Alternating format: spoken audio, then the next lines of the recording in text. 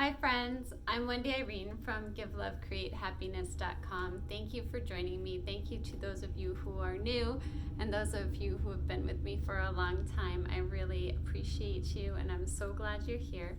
I have a couple of messages for you for this week, but I do believe that these messages are timeless, meaning that when you watch the video is when you're meant to hear it.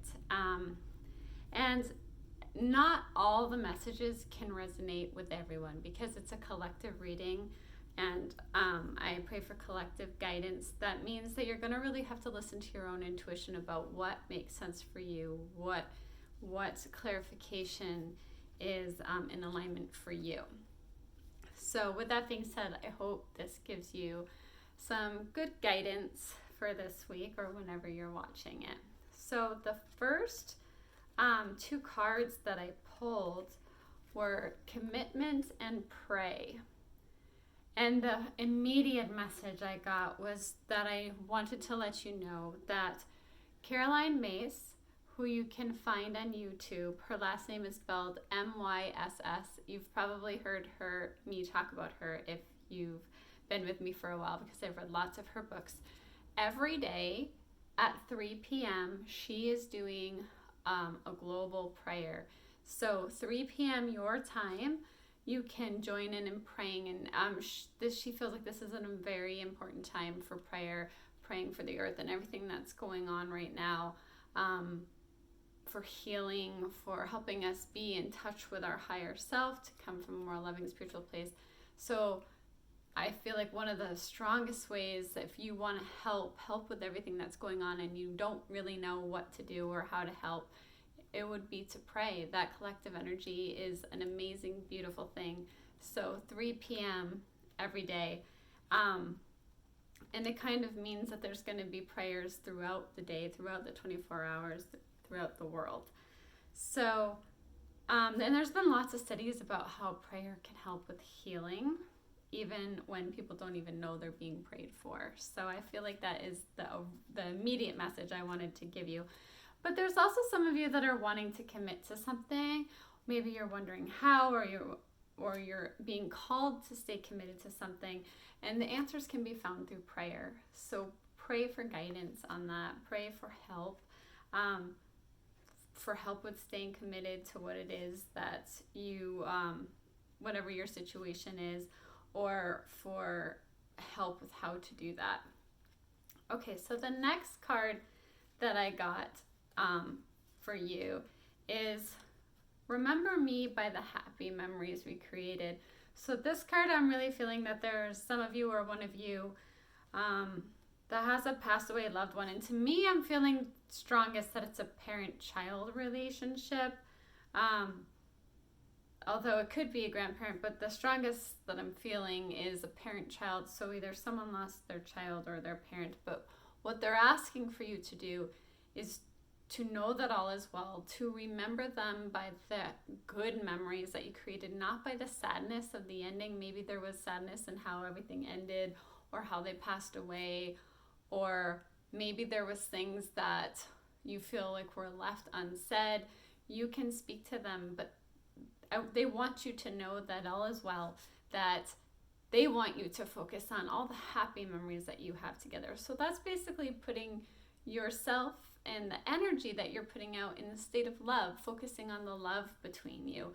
And the other stuff really doesn't really matter. It's more of an illusion. It's the love that is the real truth of what really matters. So know that they're with you and focus on the love that you guys shared and the good memories that you guys have. Okay, so the next, I pulled 3 tarot cards for you. And the first is the Chariot. And the Chariot is like moving forward with a sense of direction and fulfillment, like very fulfilling moving forward action.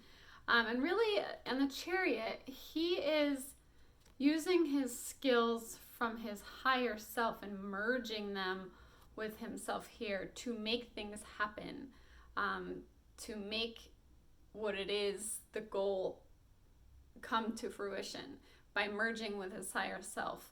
And the next card was the Seven of Cups, and the Seven of Cups can really represent maybe a fog or not knowing which direction to take.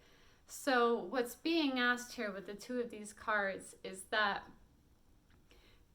also 7 is really the number. 7 is about seeking truth. So what's being called of you is to use your skills from your higher self to make whatever it is, the direction that you want to go, happen.